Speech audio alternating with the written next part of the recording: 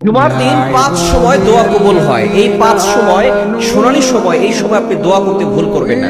অনেকে আমাদের কাছে অভিযোগ করে বসেন এবং বলে থাকেন যে হুজুর আমার দোয়া কবুল হচ্ছে না, আপনি সময় মতো দোয়া করতে পারছেন না, অথবা দোয়া করার জন্য যে শর্তগুলো আছে সেগুলো হয়তো আপনি মেনটেন করছেন না। হয়তো আপনি হারাম খাচ্ছেন, অথবা আপনি গুনাহ বেশি করছেন, অথবা আপনি আল্লাহর ইবাদত করছেন না।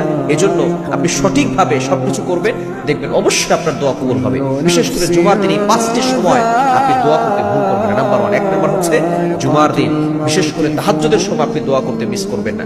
জুমার দিন আপনি আগে আগে উঠবেন ঘুম থেকে, এবং আপনি ফজরের নামাজের আগ দিয়ে আধা ঘন্টা আগে উঠে আপনি 2 রাকাত 4 রাকাত যা পরে নামাজ পড়বেন। কেননা এই সময় আল্লাহ তাআলা প্রথম আসমানে আসে এবং বান্দাদেরকে ডাকতে থাকেন। এই সময় দোয়া করলে আল্লাহ পাক রব্বুল আলামিন সাথে সাথে দোয়াগুলো অ্যাকসেপ্ট করে নেন, কবুল করে নেন। 1 নম্বর সময় হচ্ছে তাহাজ্জুদের সময়। নাম্বার 2, দ্বিতীয় নম্বর সময় হচ্ছে জুমার দিন যখন আযান হয়ে যায়, আযানের সময় আপনি আযানের জবাব দিবেন, তারপরে আপনি আল্লাহর কাছে দোয়া করবেন।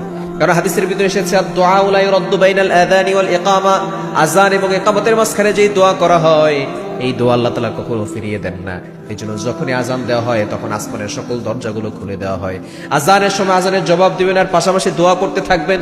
আযানের পরে আযানের পরের যে দোয়াটা আছে সেটা পড়বেন, এরপর আপনি আল্লাহর কাছে দোয়া করবেন। আল্লাহ পাক রব্বুল আলামিন আপনার সকল দোয়াগুলো কবুল করবেন। 3 নাম্বার, আপনি খতিব সাহেব যখন খুতবা দিবে 2 খুতবার মাঝখানে যখন বসেন ওই সময় আপনি দোয়া করবেন।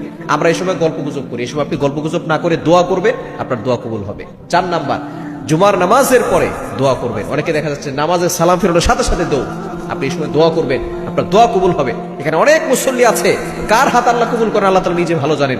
এজন্য আপনি ওই সময় আপনি দোয়া করবেন, আল্লাহ হাজার হাজার লক্ষ লক্ষ মানুষ আজকে জুমার দিন আপনার কাছে হাত তুলেছে, আল্লাহ যার হাতটা পছন্দ হয় ওই হাতের উসিলে আমার দোয়াগুলো কবুল করেন। এবং বিশেষ করে সবচেয়ে বিশুদ্ধ মত ইমাম আবু হানিফা রাহমাতুল্লাহ আলাইহি জানিয়ে দিয়েছেন, জুমার দিন আসরের নামাজের পরে মাগরিবের পূর্বে 5 নম্বরে এই সময় দোয়া করে দোয়া কবুল হয়। এই 5টি সময় দোয়া করতে আপনি ভুল করবেন না।